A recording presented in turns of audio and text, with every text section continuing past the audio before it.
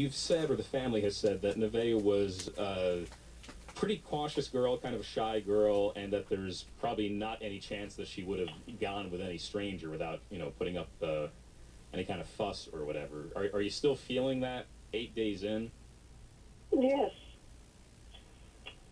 She's not the type to just go with any kind of stranger whatsoever. So then you still feel that she was probably with somebody, whoever it is, that she knew of from the neighborhood or something? Probably someone from around here. Not exactly technically my apartment complex, but it has to be someone from Monroe. Everything is pointing to it is this 5-year-old girl. But again, right now they're just trying to figure out if, they want to make sure it is before they talk with the family. We understand that the father, who you've had on a couple of nights here in a row now, that the father is with the police. We understand that Nevaeh's uncle has been in contact with police as well. We don't know if it came in as a result of that tip or if it was somebody who saw something along the river. I can tell you that there are 2 roads that parallel, you're probably seeing them, that parallel the river in that area. It's about 2-3 miles west of where this girl lived. So we don't know right now if it was a tip from that, from the reward that was posted for 20 grand, or if it was somebody who actually saw something. Straight to Matt Zarrell, you have news. What? Yeah, we've learned more about who found the body and some details on the body. It was a father-son that were out fishing. The teenager said the body was encased in a cement block and they could smell it. His father chipped a piece of the cement away, saw skin. And when he saw skin, that's when he called cops. Oh, my Lord. Medical examiner truck there at the River Raisin. We are just getting information as to the tipster. Was this child encased in cement block? Joining me right now, special guest Sean Hennedy. He is a searcher for missing children and adults. He is the founder of 3 View Search Services. Sean, thank you for being with us. Sean, how do you approach a scene like this? Law enforcement will come right in and secure the entire scene, Nancy, and remove all the public, all the media, and make sure they have everything secure to tighten up all evidence possible. In fact, Sean Hennedy, they actually banned the press from the airspace and on the ground 2 miles away. The roads barricaded to everyone except local police, sheriffs, and the FBI. Yes, ma'am. They'll keep everything tight until they can find as much evidence as possible and try to highlight who's taking care of this case, who's responsible for the case, and collect any and all evidence possible. Sean Hennedy, I see that a tent has been set up. Why? For several different reasons, Nancy. They'll try to collect everything underneath the tent and block all view from spectators, block all view from any helicopters flying in other than law enforcement, and try to contain the scene entirely.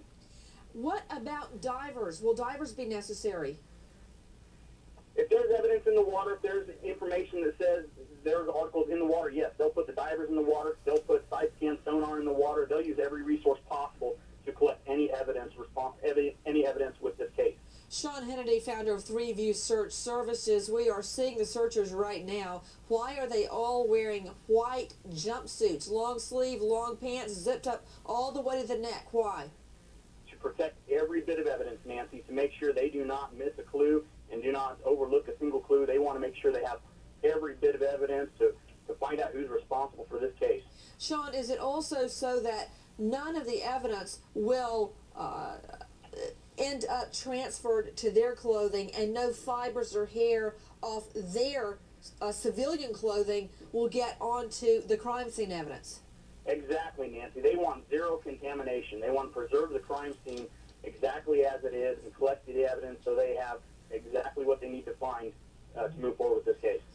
We are getting news in right now that the mother, Jennifer Buchanan, is with friends at her apartment. She has not been informed that this is the body of her 5-year-old little girl, according to one of the mother's friends. Now, it seems to me, Mark Glass, that she would be, and the father, trying to go there to the scene. What about it? Well, they would be trying to do everything they could to find out exactly what's going on. There's 3 quick points I'd like to address. The first point is that our mutual friend, Mark Lunsford, has been trying for years to get mandatory anklets on registered sex offenders, and he's had a lot of resistance in a lot of state houses around the country. Your people should know that. Secondly, the internet provides a lot of good cover for pedophiles and other miscreants who want to communicate with each other, so they're able to network in pretty tremendous ways. And I, quite frankly, forget what my third point was. Well, looking at this aerial video, Mark, I don't blame you. All I can think about is, has this child's body, which we now learn may have been encased in cement, been there in the water for 11 days now? Clearly, the killer hoping the cement would go down to the bottom of the River Raisin and never come up again. That didn't happen. You are seeing video right now out of Michigan. Is this the discovery of little 5-year-old Nevaeh? And whoever did this to her better run and hide, because hell hath no fury after the death of a child in this manner. We are waiting to hear whether there's a positive result as to whether this child is 5-year-old Nevaeh. Cheryl in Pennsylvania. Hi, Cheryl. Hi, Nancy. What's your question, dear? My question is, this story really breaks my heart. I have a 6-year-old daughter myself, and ironically, her name is Nevaeh. And I wouldn't think to even leave her in the yard if I wasn't out there. And my question is, I feel the mother, Jennifer, should be held responsible. Is there, some legal charges that could be brought against her for not supervising her child and for allowing her to be around these type of men? Susan Moss, Barry Broomer, Richard Herman, Randy Kessler. What about it, Herman? No, it's not going to happen. I mean, child neglect, potentially for allowing her to be around a convicted sexual predator. But, I mean, the fact, we don't know the history of kids are being picked up in that neighborhood, the crime rate in that neighborhood. Susan Moss, what about it? I don't even believe the mother's story, so I'm going to say yes. Kessler? If she had some knowledge of wrongdoing, yes. Broomer? I would think so too, sure.